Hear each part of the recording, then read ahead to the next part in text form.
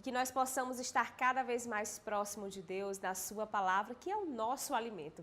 E neste mês de setembro, o arcebispo de Teresina, Dom Jacinto Brito, está conosco em uma série especial chamada A Bíblia Mais Perto de Você. E hoje nós vamos acompanhar o segundo capítulo desta série especial.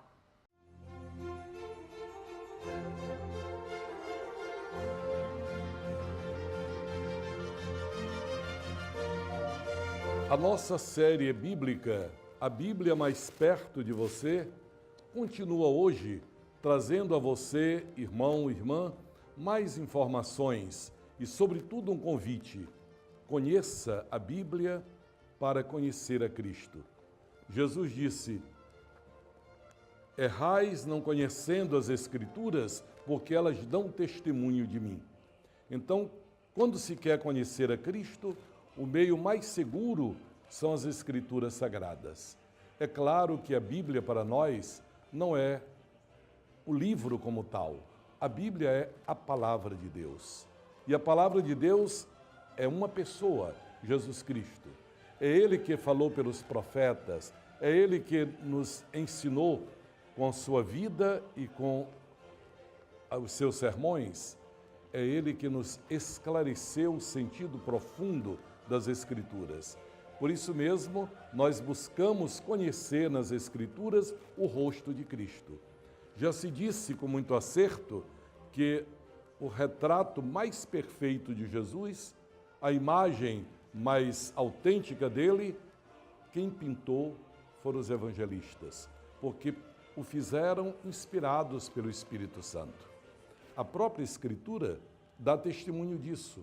Na primeira carta de São Pedro, ele diz: nenhuma escritura é de interpretação particular, e toda escritura é inspirada por Deus. São Paulo vai dizer a Timóteo: toda escritura é inspirada por Deus, útil para ensinar, para corrigir e para formar o homem no caminho da justiça. É por isso que nós buscamos o conhecimento da Bíblia Sagrada. Lendo, é a carta de Deus para nós, é o documento da nossa fé. Poderíamos dizer, mas a Bíblia não está toda escrita em palavras humanas? Sim. Deus, na sua sabedoria e bondade, quis fazê-lo desta forma para que nós pudéssemos compreender. Como é que nós entenderíamos as coisas do alto com palavras que não nos são conhecidas e mistérios que estão acima da nossa frágil compreensão, se não compreendemos, às vezes, nem aquilo que está ao nosso alcance? Não nos entendemos nem propriamente a nós mesmos ou ao outro. Então, Jesus, na sua imensa sabedoria, nos falou em palavras compreensíveis, em parábolas, desceu ao nosso nível de conhecimento para nos elevar até as alturas do conhecimento dos mistérios de Deus. E as pessoas que escreveram foram inspiradas pelo Espírito Santo. Escreveram a fé do povo de Deus. Por isso a Bíblia é o documento da fé do povo de Deus. E aí nós entendemos por que este livro, de fato, é tido já por mais de 3.000 anos como livro da Palavra de Deus. Porque, imaginem, se ao longo de 3.000 anos, de doutores a agricultores, encontram aqui orientação para a sua vida, nós só podemos concluir que este livro não é igual aos outros. Ele tem algo, ele tem uma atração, ele mata uma sede que não é puramente a sede mental de conhecimento. Ele traz vida. Por isso Jesus diz: eu sou o caminho, a verdade e a vida. Então, a Bíblia Sagrada, os primeiros textos foram escritos 1000 anos antes de Cristo. O último, mais ou menos 100 anos depois da ressurreição de Jesus. E assim nós temos um livro que tem 3.000 anos. Parte dele 3.000 anos, parte dele 2.000 anos. Mas continua sempre vivo, é boa nova, é evangelho, porque a palavra de Deus é eterna. A inspiração bíblica nós podemos comparar como sendo assim, como o sol vem sobre a terra e faz com que a semente que o homem lançou na terra desabroche, cresça e frutifique. O homem coloca a sua palavra, a sua inteligência a serviço de Deus e Ele nos dá como que o calor da sua inspiração para que esta palavra se torne aquilo que é palavra de Deus. Assim, a Bíblia é obra de duas mãos, de Deus e do homem, mas o seu autor principal é o Senhor. Há pessoas que dizem, olha, a minha Bíblia tem mais livros do que a sua. É verdade.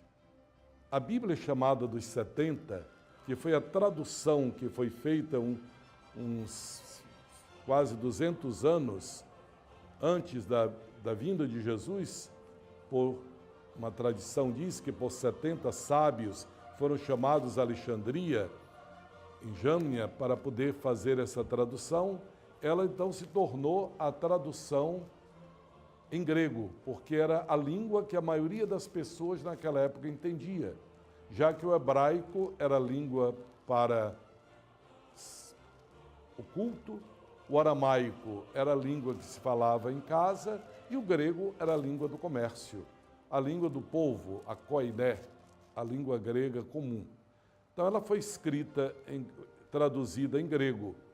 E essa parte que foi traduzida em grego, nem todos os livros